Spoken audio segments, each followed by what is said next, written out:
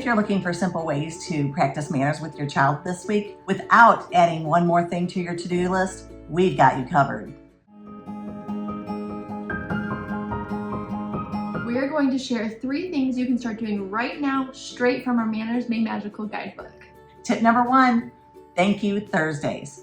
Pick a day of the week where your child writes a short thank you. It can be a note, a drawing, or even just a short message you help them send. It teaches gratitude, handwriting, and thoughtfulness all at one time.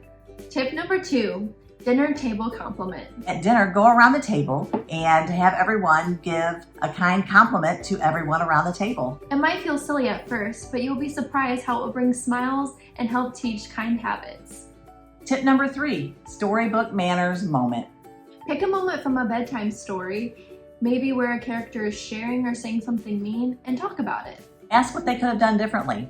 Conversations like that can really spark some good conversations and talk about how we could do things differently.